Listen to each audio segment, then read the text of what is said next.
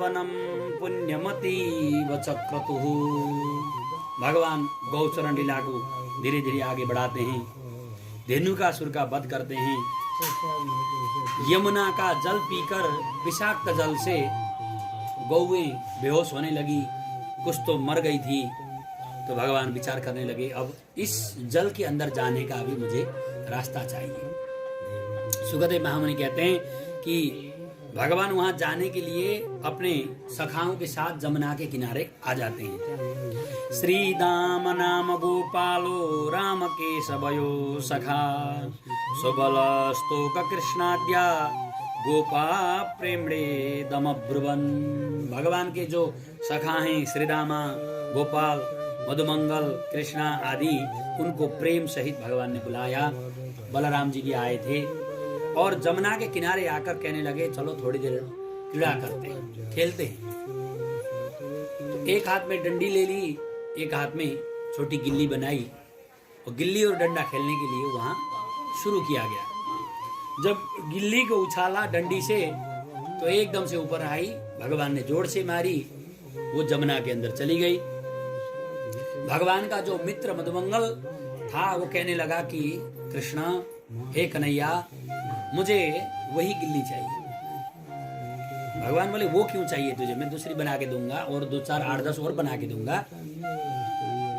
नहीं माना। सुखदेव महामुनि कहते हैं कि बाल हट, बच्चे की जो हट होती है, बच्चा कहता है मैया मैया मेला लगा हुआ है, मुझे जाना है। पहले मेला लगता था ना, जहाँ मेला लगता था मतलब फ्लाईओवर बन रहा है तो मेला बंद ही हो गया। भक्तवत्सल भगवान की।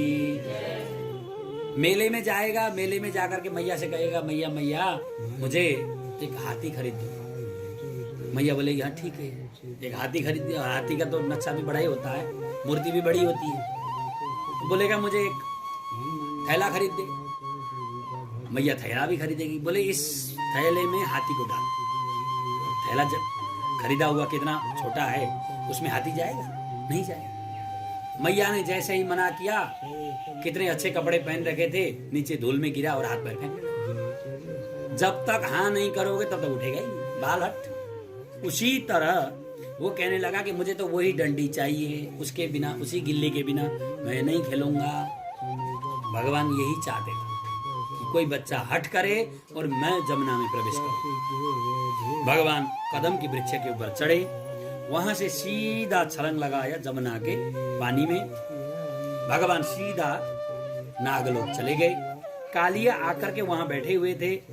कालिया का दूषित जल जो निकल रहा था जमुना जी से, उसके द्वारा गौओं को परेशानी हो रही थी। भगवान जैसे ही पहुंचे, नागपत्नियां भगवान को देख करके कहने लगी कि आपका सुंदर स्वरूप देख करके हम लोग भी मोहित हो चुकी हैं। आप मर्त्यलोक से आए हैं ऐसा लगता है, बड़े सुंदर हैं, परंतु इस समय हमारे पतिदेव सो रहे हैं, निद्रा में हैं। अगर ये जगे तो अनर्थ हो सकता है, इसलिए आप यहाँ से चले जाइए। भगवान बोले, मैं वही अनर्थ चाहता हूँ इसलिए आया, तुम अपने पति को जगाओ। कालिया उस समय सोए हुए हैं। ते तत्र तत्राब्ज यवांकुशाननि ध्वजोपपन्नानि पदानि विस्पते।